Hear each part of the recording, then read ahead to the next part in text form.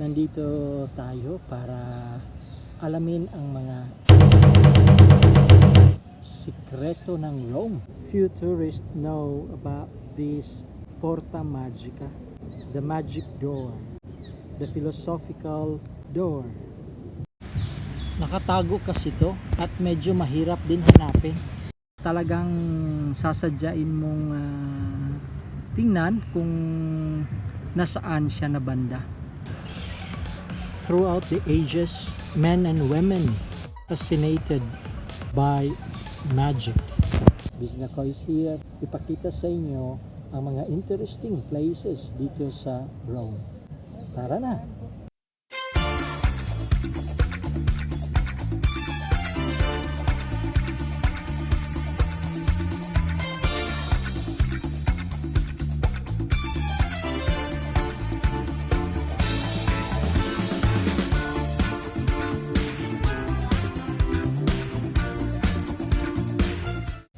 To my subscribers, thank you so much for supporting Biznako. To those new, if you like this video, click subscribe, ring the bell for notification. Nakikita ninyo yung dalawang monuments na yan at saka yung door na yan. That is the Porta Magica, the magic door, the philosophical door. Yes, isa yan sa nandito ngayon sa Esquiline Hill. Inilagay yan dito sa Piazza Vittorio Emanuele. So this is the urban square na na-featured ko yan sa aking series 1. Ano ba ang istorya ng magic door na yan?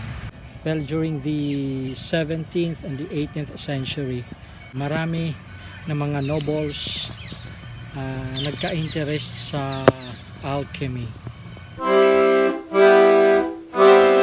Nag-iwan ng bakas ang mga noble men and women like Queen Christina of Sweden, searching, fascinated by alchemy.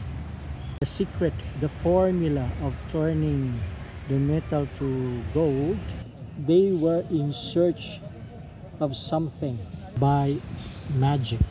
Enigma, hindi niya makuha kaya in-inscribe niya through doors. 5 ang porta na yan ay isa sa 5 pintuan na pinagawa ni Marchese Maximo Savelli Palombara sa kanyang villa situated within this Esquiline Hill. Makilala during the Middle Ages. So doon mga nakasulat ang formula, and 300 years passed until now, it remains still a secret. The formula na philosophical door, the formula remains secret. Ano ba yung dalawang statue na nandyan? Actually, hindi yan siya originally din na nandyan sa Porta. It was found in the other area of Rome. Pero inilagay siya dyan. Those are the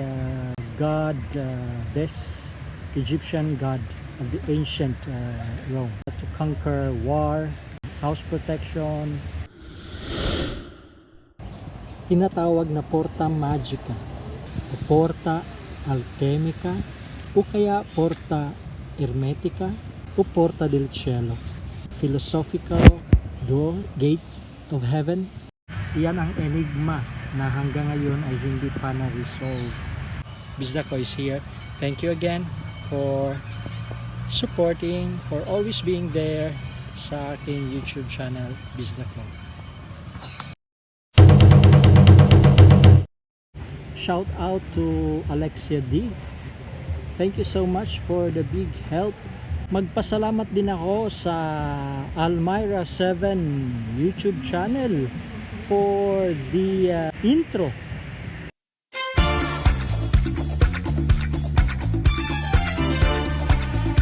And the outro of Biznako. So, Almira 7, maraming salamat.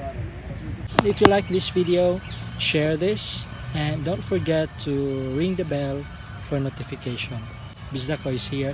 Thank you again for always being there sa aking YouTube channel, Bizdako.